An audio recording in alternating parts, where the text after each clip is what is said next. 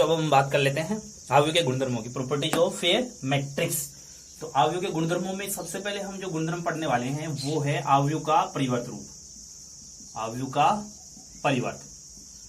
तो अवयव का परिवर्त क्या होता है, इसे हम पढ़ेंगे transpose, transpose of A matrix. तो ट्रांसपोज ऑफ ए मैट्रिक्स होता क्या है, एक्चुअलिटी में हमारे पास क्या होता है कि एक अवयव है, इस अवयव की बात करें तो अगर ये 2 3 4 5 6 7 इसमें एलिमेंट उपस्थित है तो इसके ट्रांसपोज की बात करें तो इसका जो ट्रांसपोज होगा उसे रिप्रेजेंट करने के लिए ए के ऊपर टी लगाएंगे या ए के ऊपर डैश लगा करके रिप्रेजेंट करेंगे। और इस ट्रांसपोज को प्राप्त करने के लिए हम क्या करते हैं कि हमारे पास जो दिया गया अवयव है उस अवयव में जो पंक्तियां हैं उन पंक्तियों को हम स्तंभ बना देते हैं और जो स्तंभ है उन स्तंभों को हम पंक्तियां बना देते हैं। फॉर एग्जांपल के लिए हमारे पास ये जो पहली पंक्ति है इसको हम क्या करेंगे, पहला कॉलम बना देंगे तो ये हो जाएगा 2 3 4। और ये हमारे पास जो दूसरी पंक्ति है इसको हम दूसरा कॉलम बना देंगे तो ये हो जाएगा हमारे पास 5 6 और 7। इस प्रकार से दिए गए अवयव का ट्रांसपोज हम प्राप्त कर सकते हैं। अर्थात हमें करना क्या है कि हमारे पास अगर कोई अवयव ए दिया गया है तो उस ए अवयव का ट्रांसपोज प्राप्त करने के लिए हम क्या करेंगे, उस अवयव ए की पंक्तियों को हम स्तंभों में कन्वर्ट कर दे तो प्राप्त होने वाला जो नया अवयव होगा वो उस अवयव का परिवर्त रूप होगा। ठीक है, तो यहां पर हम देखेंगे कि अगर ए अवयव की बात करें तो इसकी कोटि की बात करें, इसका जो ऑर्डर है, क्रम है, वो हमारे पास 2 पंक्तियां और 3 स्तंभ इसके अंदर दिखाई दे रहे हैं। तो इसके ट्रांसपोज की बात करें तो इसके ट्रांसपोज में क्या होगा कि हमारे पास पंक्तियां तो 3 हो जाएगी, स्तंभ हो जाएंगे 2। अर्थात हमारे पास जो ए अवयव होता है उस अवयव का जो क्रम होता है उसके ट्रांसपोज की बात करें उस अवयव के, तो उस अवयव का जो ट्रांसपोज होगा वो ए के क्रम का व्युत्क्रम हो जाएगा, उल्टा हो जाएगा। अर्थात ए अवयव में अगर 2 पंक्तियां दे रखी है और 3 स्तंभ दे रखे हैं तो उसके व्युत्क्रम या फिर उसका जो ट्रांसपोज है उस ट्रांसपोज में जो क्रम होगा वो 3 × 2 हो जाएगा। तो इस प्रकार से आप देख सकते हैं अवयव का परिवर्त। तो अवयव का जो परिवर्त है वो सिंपल तरीके से उसको रिप्रेजेंट करने के लिए एटी या ए डैश का रिप्रेजेंट करेंगे और हमारे पास जो भी अवयव होगा उसकी पंक्तियों को आपको कॉलम में कन्वर्ट कर देना है। ठीक है, फिर हम चलते हैं सेकेंड पॉइंट पर। तो सेकेंड पॉइंट आता है हमारे पास अवयव का, सेकेंड पॉइंट हो गया हमारे पास सममित, सममित अवयव, इसको बोलेंगे अंग्रेजी में सिमेट्रिक, सिमेट्रिक मैट्रिक्स। तो सममित अवयव क्या होता है बच्चों, सममित अवयव की बात करें तो सममित अवयव एक ऐसा अवयव है जिस अवयव का अगर आप ट्रांसपोज कर दो तो ट्रांसपोज करने के बाद भी आपको वही अवयव मिलने वाला है। तो इस प्रकार के जितने भी अवयव वो सभी अवयव सममित अवयव कहलाते हैं। फॉर एग्जाम्पल के लिए यहां पर एक एग्जाम्पल मैं दूं तो इस प्रकार से कह सकता हूं। अच्छा, इसमें एक चीज और ध्यान रखनी है कि सममित अवयव जो होगा, इसके अलावा हम जो पढ़ने वाले हैं विषम सममित अवयव, इसके नेक्स्ट पॉइंट। तो इन अवयवों की खास बात यह है कि ये वर्ग अवयव होने जरूरी है। ठीक है, तो सममित अवयव के एग्जांपल की बात करें तो यहाँ पर 2 3 4 3 4 5, फिर हो गया 4 5 6। ठीक है, तो ये एक आपको अवयव दिखाई दे रहा है। इस अवयव का अगर मैं ट्रांसपोज कर दूं, इसका मैं परिवर्त रूप प्राप्त करूं तो पहली पंक्ति को पहला कॉलम बना दूंगा 2 3 4 और दूसरी पंक्ति को दूसरा कॉलम बना दूंगा 3 4 5 और तीसरी पंक्ति को तीसरा कॉलम बना दूंगा 4 5 6। तो आप देखेंगे कि ये अवयव जो आपको दिखाई दे रहा है, ये अवयव आपको जो दिखाई दे रहा है बिल्कुल इक्वल है। प्रत्येक एलिमेंट जो है एज इट इज वैसे के वैसे दिखाई दे रहे हैं ट्रांसपोज करने के बाद भी। तो हम यूं कहेंगे कि हमारे पास जो ए अवयव था उसका जो ट्रांसपोज था वो दोनों इक्वल हो रहे हैं। तो अगर कोई अवयव और उस अवयव का जो ट्रांसपोज है दोनों अगर इक्वल हो जाते हैं तो ऐसी कंडीशन में वह अवयव सममित अवयव सिमेट्रिक मैट्रिक्स कहलाता है। ठीक है, फिर इसके बाद में हम बात करें तो तीसरे नंबर पर आता है हमारे पास विषम सममित अवयव, विषम सममित अवयव। इसको रीड करेंगे हम स्क्यू सिमेट्रिक मैट्रिक्स। ठीक है, तो इसकी बात करें तो स्क्यू सिमेट्रिक्स क्या होता है, तो ये भी एक सिंपल सा है बच्चों। जिस प्रकार से सममित अवयव अगर हम कोई दिए गए अवयव का ट्रांसपोज करते हैं तो ट्रांसपोज करने के बाद में भी वही अवयव मिल जाता है तो सममित अवयव कहलाता है। और अगर किसी अवयव का ट्रांसपोज परिवर्त रूप प्राप्त करने के लिए जैसे हम ट्रांसपोज करते हैं तब उसमें से माइनस नेगेटिव कॉमन लेने के बाद में वही अवयव प्राप्त हो तो वो आपका विषम सममित कहलाता है। नेगेटिव बाहर निकालने के कारण इसको विषम सममित नाम रखा गया, इसको सिमेट्रिक। फॉर एग्जांपल के लिए इसमें बात करें तो ए अवयव हमारे पास इस प्रकार से दिया गया है 0 1 2 माइनस के 2 1 0 3 2, यहां मैं माइनस लगा देता हूं, माइनस का 3 0। ये आपका एक अवयव दिखाई दे रहा है। इस अवयव के ट्रांसपोज की बात करें तो इस अवयव का जैसे ही मैं ट्रांसपोज करूंगा तो ट्रांसपोज जो हमारे पास क्या मिलने वाला है, ध्यान से देखें।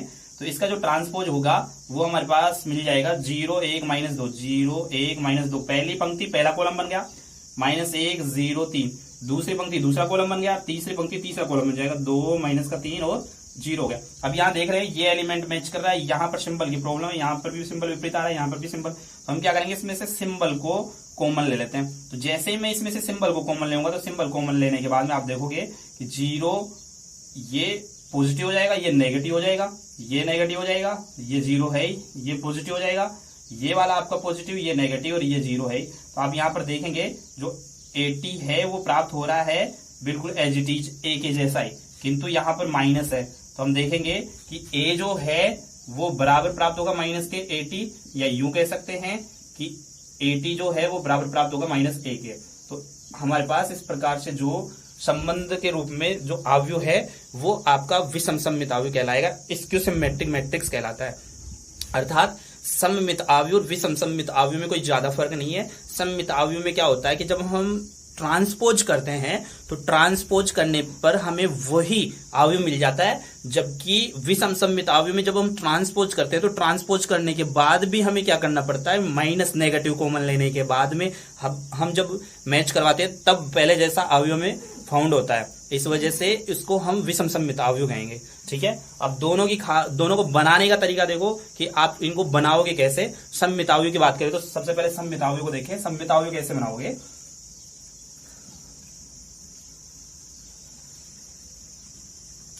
तो देखो, सममित अवयव को बनाने के लिए आपको क्या करना है, आपका जो अग्रग विकर्ण है, अग्रग विकर्ण ये वाला विकर्ण है, तो सबसे पहले आपको ये पता है कि जब आप सममित या विषम सममित बना रहे हो तो वर्ग अवयव ही बनाना आपको। तो जो आपका अग्रग विकर्ण है, अग्रग विकर्ण के ऊपर की तरफ, अग्रग विकर्ण के नीचे की तरफ के एलिमेंट को आपको इक्वल रखना है। इक्वल जो रखना है वो उनकी पोजीशन के अकॉर्डिंग रखना है। अर्थात 1 2 है तो 2 1 का इक्वल रहेगा, 1 3 है तो 3 1 का इक्वल रहेगा। ठीक है, 2 3 है तो 3 2 के इक्वल रहेगा। फॉर एग्जांपल के लिए जैसे मैं आपका जो मुख्य विकर्ण है इसके एलिमेंट आप कुछ भी रख सकते हो, 1 3 0 ये मैंने रख दिया।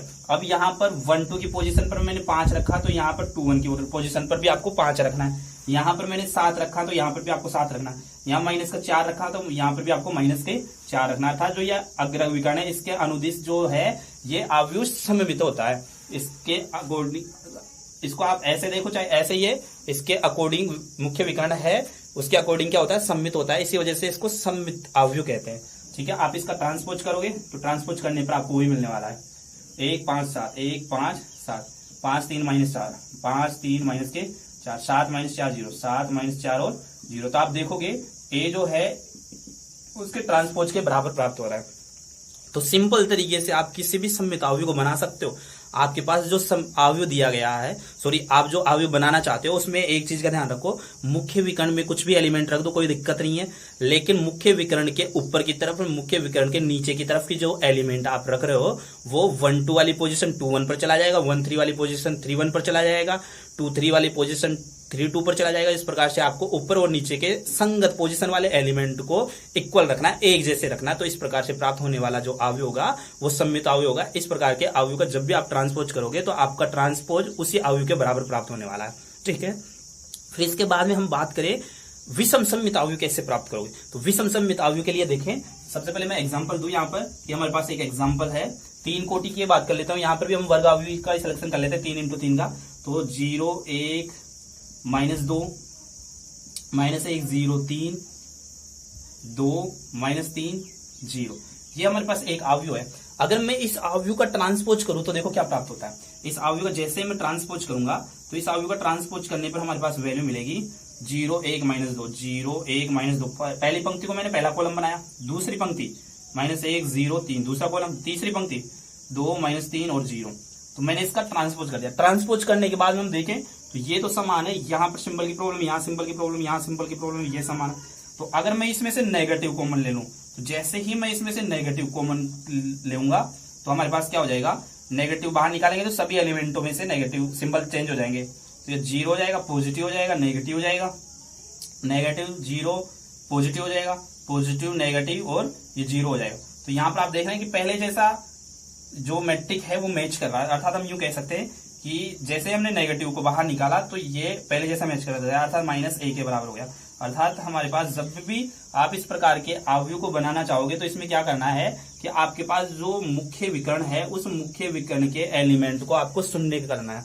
ये आप नोट कर ले कि हमारे पास जो विषम सममित अवयव की बात करें तो विषम सममित अवयव में क्या होगा कि जो मुख्य विकर्ण होगी, मुख्य जिसे हम अग्रग विकर्ण कह रहे हैं, तो जो अग्रग विकर्ण है मुख्य विकर्ण के सभी एलिमेंट शून्य होंगे। ठीक है, फिर इसके बाद में हम बात करें इसके मुख्य विकर्ण के ऊपर और नीचे के जो संगत एलिमेंट का हम जब जिक्र कर रहे हैं, संगत एलिमेंट का मतलब आप समझ गए कि 1 2 वाली पोजीशन 2 1 वाली पोजीशन को हम संगत एलिमेंट कह रहे हैं फिलहाल के लिए। तो ये जो एलिमेंट है, संगत एलिमेंट है, वो इक्वल रहनी चाहिए किंतु विपरीत चिन्ह के रहने चाहिए। यहाँ पर आप देख सकते हो जैसे यहाँ पर 1 है तो यहाँ माइनस का 1 है, यहाँ -2 आ गया तो यहाँ प्लस का 2 आ गया, यहाँ -3 है तो यहाँ 3 आ गया, मुख्य विकर्ण जो है वो 0 है। तो मुख्य विकर्ण के एलिमेंट को शून्य रख करके भी आप इस क्यूसिमेट्रिक मैट्रिक्स को बना सकते हो। ठीक है, तो ये हमारे पास पॉइंट नंबर तीसरा और दूसरा भी कंप्लीट हुआ। फिर हम इसके बाद में पॉइंट नंबर 4 की बात करते हैं। तो पॉइंट नंबर 4 क्या है हमारे पास, पॉइंट नंबर 4 है हमारे पास, 4 को आप थोड़ा सा समझिए। यहां पर हम 2 अवयवों का जिक्र कर लेते हैं, ए व बी, 2 अवयव यदि योग व्यकलन या गुणन के लिए संभव हो। इसका मतलब है कि यदि ए अवयव और बी अवयव का अगर योग किया जा सके, उनका व्यकलन किया जा सके और उनका गुणन किया जा सके, तब हम, तो यहां पर योग व्यकलन और गुणन के लिए संभव का मतलब क्या है? संभव का मतलब ये है कि जब हमारे पास कोई अवयव है, ए अवयव है, और इसका अगर मैं योग करना चाहता हूं, जैसे 2 3 4 5, इसके साथ कोई बी अवयव है, इसका मैं योग करना चाहता हूं, 1 3 4 7 5 2, तो इन दोनों को अगर मैं जोड़ना चाहता हूं तो यहां पर अगर हम जोड़ेंगे तो इनका जोड़ने का तरीका क्या होता है कि इनके जो संगत एलिमेंट, इनके जो एलिमेंट है 1 1 ए 1 1 की पोजीशन, बी 1 1 की पोजीशन, ए 1 2 की पोजीशन, बी 1 2 की पोजीशन, ए 2 1 की पोजीशन, बी 2 1 की पोजीशन, ए 2 2 की पोजीशन, बी 2 2 की पोजीशन, जो ये है ये आपस में ऐड हो जाते हैं। अर्थात ये एलिमेंट इसके साथ ऐड होएगा, ये वाला एलिमेंट इसके साथ ऐड हो जाएगा, ये वाला एलिमेंट इसके साथ हो जाएगा और ये वाला एलिमेंट इसके साथ हो जाएगा। तो दोनों अवयवों के जो संगत एलिमेंट है वो संगत एलिमेंट आपस में इंक्लूड हो जाते हैं, जुड़ जाते हैं। तो हमारे पास ये वाले जो एलिमेंट है इनका कोई रोल नहीं रह जाता। अर्थात हमारे पास इनको किस प्रकार से ऐड करें इसका कोई नियम नहीं है। इस वजह से जब भी 2 अवयवों का योग और व्यकलन की बात करें तो हमारे पास पहली शर्त क्या है कि हमारे पास जो शर्त है मुख्य वो ये है कि दोनों अवयवों की जो कोटि है वो समान होनी चाहिए। 2 × 3 है तो 2 × 3 होनी चाहिए, 3 × 2 है तो ये जितनी कोटि का है उतनी ही कोटि का ये होना चाहिए। अर्थात हमारे पास ये वाला होगा तो ये आपस में जुड़ जाएंगे। इसी प्रकार से एक नए एग्जाम्पल की बात करूं तो 1 2 3 4 5 6, ठीक है। इसके साथ अगर मैं दूसरा अवयव जोड़ना चाहूंगा तो दूसरे अवयव के लिए जरूरी है कि इसमें 2 पंक्तियां, तो इसमें भी 2 ही पंक्तियां होनी चाहिए, 0 1 3 और 5 7 4, और इसमें 3 कॉलम है तो 3 ही कॉलम होनी चाहिए। तो आप इन दोनों अवयवों को जोड़ सकते हो। तो इन दोनों अवयवों को जोड़ोगे तो 1 के साथ 0 तो 1 हो गया, 2 और 1 3 हो गया, 3 3 6 हो गया, 4 5 9 हो गया, 5 और 7 12 हो गया और 6 4 10 हो गया। तो इस प्रकार से ये आपका अवयव आ गया। इसी प्रकार से आप घटाने के लिए भी सेम टाइप का नियम अप्लाई हो जाता है, ठीक है। तो योग और व्यकलन के लिए संभव होने का मतलब समान कोटि का होना जरूरी है। और गुणन के लिए भी देख ले, 2 अवयवों का गुणन पॉसिबल कब होगा? पहले वाले अवयव और दूसरे वाले अवयव को यदि आप गुणा कर रहे हो, A B C D E F X Y Z P Q R, तो जब आप गुणा कर रहे हो तो गुणा करने में हमारे पास नियम क्या लगता है कि इसकी जो पहली पंक्ति है वो इसके पहले वाले कॉलम से गुणा होती है। इसकी पहली पंक्ति में जैसे हमारे पास 3 एलिमेंट है तो इसमें आपको 3 एलिमेंट होना जरूरी है। अर्थात हम यूं कह सकते हैं कि इनका गुण तभी पॉसिबल है जब इसकी कोटि की बात करें तो 2 × 3 है तो यहाँ पर 2 पंक्तियां है तो यहाँ पर आपके 3 × 2 होना चाहिए। यहाँ पर कुछ भी हो सकता है। अर्थात नियम यह लगेगा कि ये दोनों इक्वल रहना चाहिए, अर्थात पहले वाले अवयव में जो स्तंभों की संख्या है वो दूसरे वाले अवयव में पंक्तियों की संख्या होना जरूरी है। अर्थात पहले वाले अवयव में 3 स्तंभ है तो दूसरे वाले अवयव में 3 पंक्तियां होना जरूरी है, तभी आपका गुणन पॉसिबल होगा। ठीक है, तो इसके बारे में हम अगले अध्याय के अंदर गुणन वाले नियमों को हम पढ़ने वाले हैं कि गुणा कैसे करें। फिलहाल आपको यह ध्यान रखना है कि अगर पॉसिबल हो तो उसके लिए कौन कौन सी प्रॉपर्टीज अप्लाई होने वाली है। ठीक है, तो यहां पर हम पहले बिंदु की बात करें तो चौथे का पहला बिंदु क्या है? चौथे का पहला बिंदु है कि अगर ए और बी दो अवयवों को जोड़कर या घटा करके उनका ट्रांसपोज करें या उनका पहले ट्रांसपोज करके उनको जोड़ा या घटाया जाए तो इनके मान में कोई परिवर्तन नहीं होगा। इसका मतलब क्या है? इसका मतलब है बच्चों कि अगर हमारे पास 2 अवयव दिए गए हैं और उन दोनों अवयवों को अगर आप जोड़ लेते हो, पहले जोड़ने के बाद में ट्रांसपोज करते हो, तो जो आने वाला मान है वो, और चाहो तो आप उन दोनों अवयवों को पहले ट्रांसपोज कर लो और बाद में जोड़ो तो वो वाला जो मान है वो इक्वल रहेगा। अर्थात आप चाहो तो पहले इन दोनों को जोड़ करके या घटा करके ट्रांसपोज कर लो और चाहो तो आप इनका ट्रांसपोज करने के बाद में जोड़ो या घटाओ तो आने वाला जो रिजल्ट है वो एक जैसा प्राप्त होगा। फिर आगे की पॉइंट की बात करें तो दूसरा पॉइंट क्या है कि कोई कांस्टेंट राशि है, इस कांस्टेंट राशि को अगर आप अवयव ए के साथ गुणा करके उसका ट्रांसपोज कर रहे हो तो वही मान प्राप्त होगा अगर आप उस अवयव का ट्रांसपोज करने के बाद में कांस्टेंट राशि गुणा कर दो। अर्थात हमारे पास कोई अचर मान है, उस अचर मान को अवयव के साथ गुणा करके फिर उसका ट्रांसपोज कर दो तो वो आने वाला मान, या फिर दिए गए अवयव का अगर आप ट्रांसपोज करते हो, ट्रांसपोज करने के बाद में अगर आप उस अचर राशि को गुणा करते हो तो वो वाला जो मान है वो इक्वल होगा। अर्थात आप दोनों कंडीशन में से कोई सी भी कंडीशन फॉलो कर सकते हो कि हमारे पास कौन अचर पद को पहले अवयव से गुणा भी कर सकते हो और पहले आप अवयव का ट्रांसपोज करने के बाद भी अचर पद को गुणा कर सकते हो, कोई फर्क नहीं पड़ेगा। फिर हम सी वाले गुणधर्म की बात करें तो हमारे पास 2 अवयवों का अगर गुणनफल का अगर ट्रांसपोज किया जाए तो ये बराबर होता है उनके विपरीत, उनका क्रम चेंज करके और उनके ट्रांसपोज का गुणा किया जाए। तो यहां पर इनके गुणन नियम की पालना करें तो इसमें क्या है कि अगर 2 अवयवों का अगर आप गुणा कर रहे हो तो उन दोनों अवयवों का गुणन का जो ट्रांसपोज है वो उन दोनों अलग अलग ट्रांसपोज वाले अवयवों के गुणन के बराबर रहेगा, किंतु उनका क्रम बदल जाएगा। अर्थात अवयव के अंदर क्रम विनिमय नियम की पालना नहीं होती है।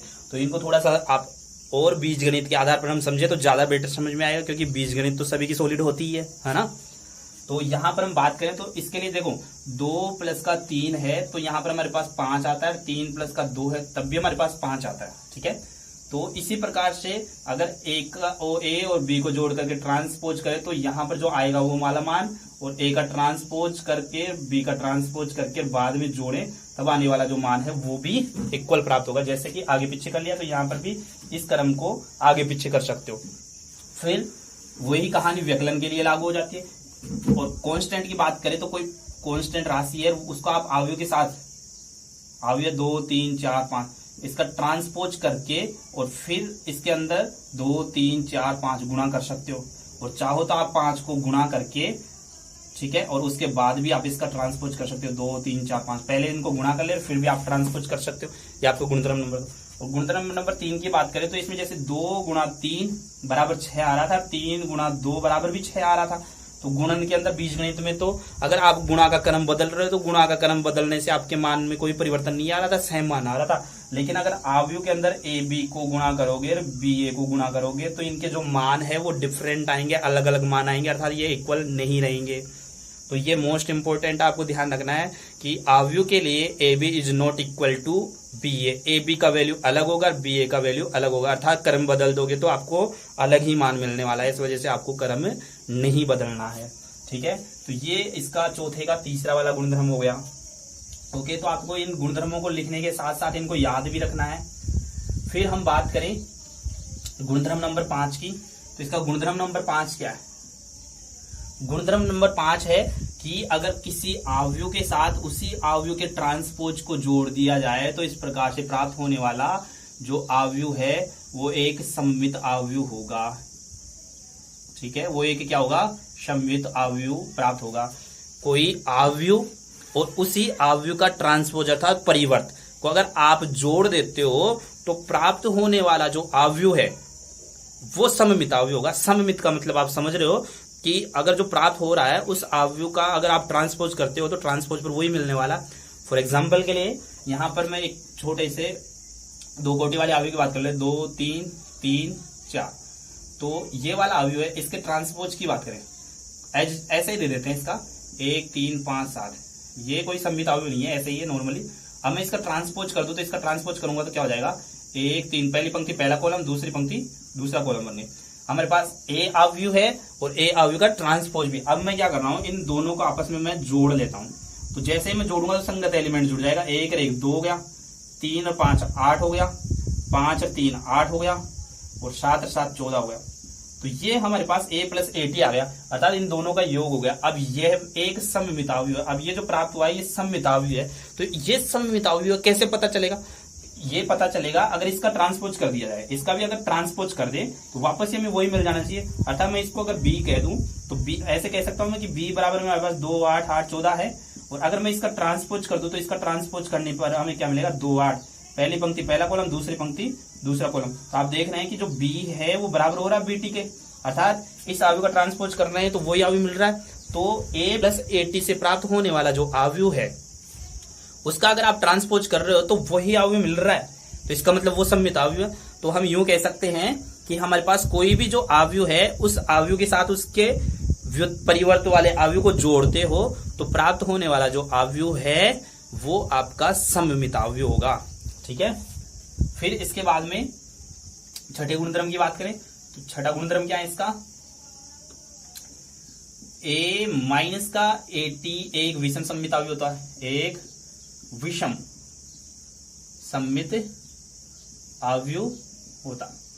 अर्थात इसका मतलब क्या है, इसका मतलब है बच्चों कि कोई भी अवयव आपका है उस अवयव का परिवर्त उसी अवयव में से घटा दिया जाए तो प्राप्त होने वाला जो अवयव होगा वो विषम सममित अवयव होगा। विषम सममित अवयव का मतलब अगर प्राप्त होने वाला जो रिजल्ट है उसका भी अगर परिवर्त किया जाए, उसका भी अगर ट्रांसपोज किया जाए तो उसमें से नेगेटिव कॉमन लेने के बाद में पहले वाले अवयव अर्थात a plus A minus AT जैसा प्राप्त होने वाला है। तो इस प्रकार का अवयव आपका विषम सममित अवयव कहलाता है। तो इसका भी हम एक एग्जाम्पल देख लेते हैं। तो इसके एग्जाम्पल की बात करें तो इसका एग्जाम्पल हम इस प्रकार से दे सकते हैं कि a अवयव हमारे पास दिया गया है 1 3 5 7 4, दो कोटि का ही ले लेते हैं। अगर इसके ट्रांसपोज की बात करें 1 3 7 4 हो गया। ठीक है, ये पहला कॉलम, दूसरी पंक्ति दूसरा कॉलम।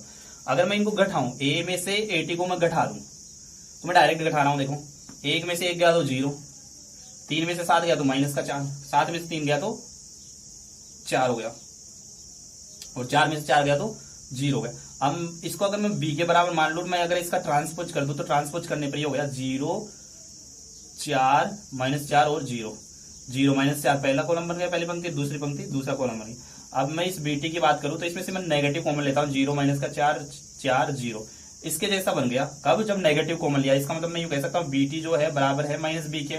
तो नेगेटिव कॉमन लेने के बाद में बाहर नेगेटिव कॉमन लेने के बाद में आपका पहले जैसे अवयव मैच हुआ है। अर्थात हम यूं कह सकते हैं कि हमारे पास कोई अवयव दिया गया है, उस दिए गए अवयव के परिवर्त को उसमें से घटाया जाए तो प्राप्त होने वाला जो अवयव है वो विषम सममित अवयव कहलाता है।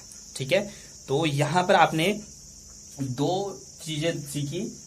एक तो आपके पास कोई अवयव सममित है, कोई भी अवयव दे रखा है उसको आप सममित अवयव कैसे बनाए, विषम सममित अवयव कैसे बनाए।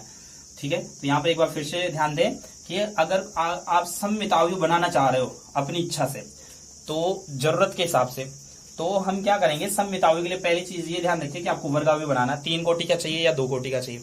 ठीक है, तो उसमें सममित के लिए मुख्य विकर्ण के एलिमेंट कुछ भी रख दो, 2 3 4, और ये जो एलिमेंट है यहाँ पर ये वाला, यहाँ का ये वाला और यहाँ का ये वाला एलिमेंट आएगा। तो ये हो गया आपका सममित।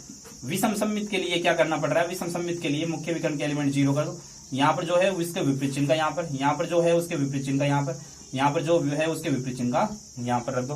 तो ये आपका विषम सममित अवयव हो गया।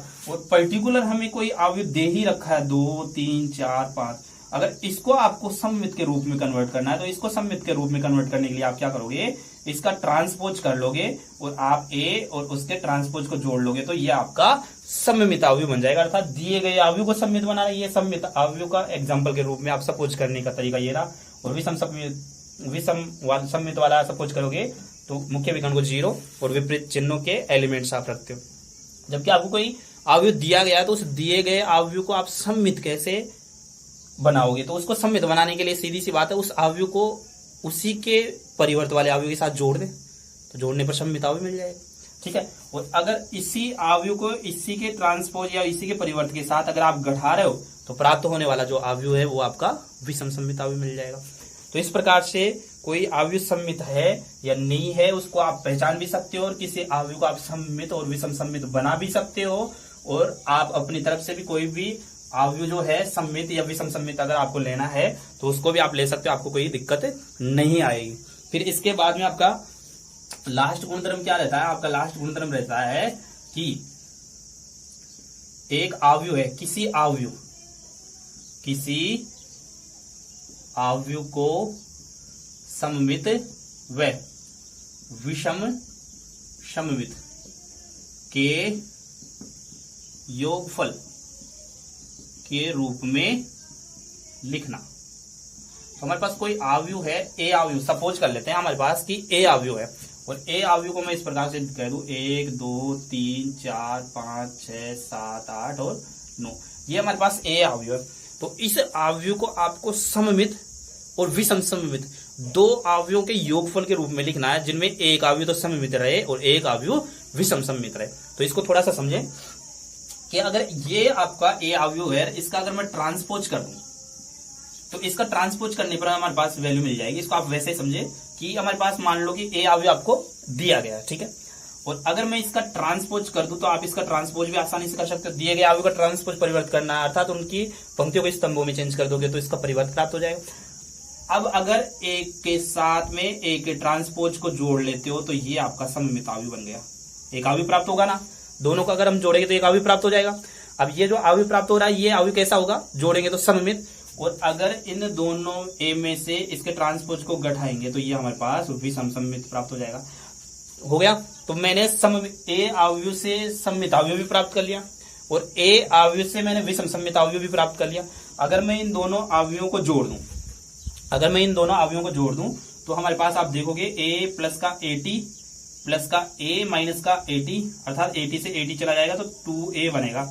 जबकि हमारे पास प्रश्न क्या कह रहा है कि किसी अवयव को सममित व विषम सममित के योगफल के रूप में कन्वर्ट करना, अर्थात आपके पास ए अवयव है, ये सममित और विषम सममित के योगफल के रूप में कन्वर्ट होना था, जबकि ये रिजल्ट हमारे पास 2a आ रहा, रिजल्ट ए ही आना चाहिए, क्योंकि हमारे पास ए अवयव तो रिजल्ट भी तो ए आए, 2 का मतलब एक्स्ट्रा हमारे पास कॉन्स्टेंट आ गया। तो अब मैं क्या करूंगा, अगर इसके साथ भी 1/2 गुणा कर दूं, इसके साथ भी 1/2 गुणा कर दूं, तो हमारे पास आप देखोगे ये भी 1/2, ये भी 1/2, ये भी 1/2 और ये भी 1/2, तो ये तो कैंसिल हो ही रहा है, तो ये 1/2 ए, ये 1/2, अर्थात 1/2 ए प्लस 1/2 ए बराबर क्या मिल जाएगा आपको, ए मिल जाएगा। तो ए मिल जाएगा, तो इस प्रकार से मैं कह सकता हूं कि ए जो अवयव है वो सममित और विषम सममित के योगफल के रूप में सिर्फ और सिर्फ ए के प्रकार से लिख सकते हैं। तो आपको ये नियम ध्यान रखना है कि ए अवयव को सममित और विषम सममित के योगफल के रूप में अगर आपको लिखना है तो ये वाला आप फॉर्मूला याद रखोगे, 1/2 ए प्लस का 80, 1/2 ए माइनस का 80। आप इसको इस प्रकार से भी याद रख सकते हो, 1/2 कॉमन लेकर के भी, ए प्लस का 80 प्लस ए माइनस का 80। इस प्रकार से आपके योग खुद अवयव और अवयव का ट्रांसपोज का योग और व्यकलन को आपस में जोड़ करके 1/2 आगे लगा दोगे, तो इस प्रकार से जो नया अवयव प्राप्त होगा वो आपका सममित और विषम सममित के योगफल से बना हुआ अवयव प्राप्त होगा, और वो अवयव अपने आप में ए ही अवयव प्राप्त होगा, अर्थात ए अवयव को तोड़ करके 2 अवयव के रूप में इस प्रकार से आप लिख सकते हो, जिसमें एक अवयव सममित होगा और एक अवयव आपका विषम सममित होगा। ठीक है, तो इसके लिए मैं आपको एक एग्जाम्पल दे दूं।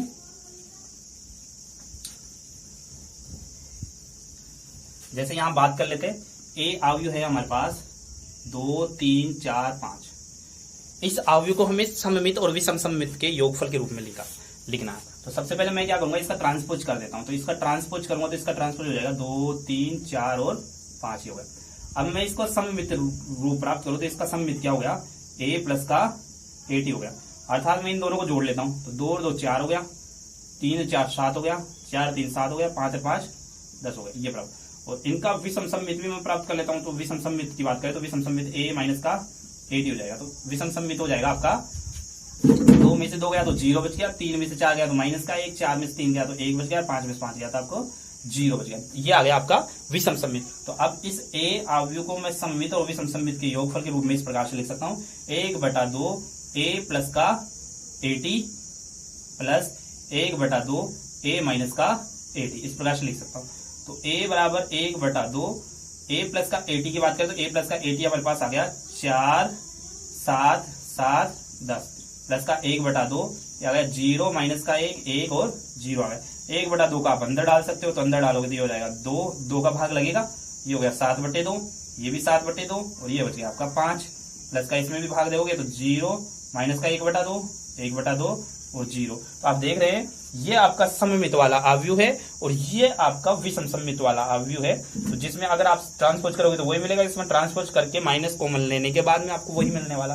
तो ये दिए गए अवयव ए का सममित और विषम सममित के योगफल के रूप में मैंने कन्वर्ट कर दिया। अगर आप इनको जोड़ोगे तो वापस ए मिल जाएगा, चाहो तो जोड़ के देख ले, 2 और 0 आपका 2 होता है, फिर 7/2 और माइनस का 1/2, अतः 7/2 का मतलब हो गया 3.5, 3.5 में से आधा कम करेंगे तो 3 मिल जाएगा, फिर 7/2 3.5 में आधा जोड़ेंगे तो 4 मिल जाएगा, 5 में 0 जोड़ेंगे तो 5 मिल जाएगा। तो आपको वापस ए ही अवयव प्राप्त हो रहा है। तो इस प्रकार से दिए गए किसी एक अवयव को आप सममित और विषम सममित के योगफल के रूप में भी आप लिख सकते हो।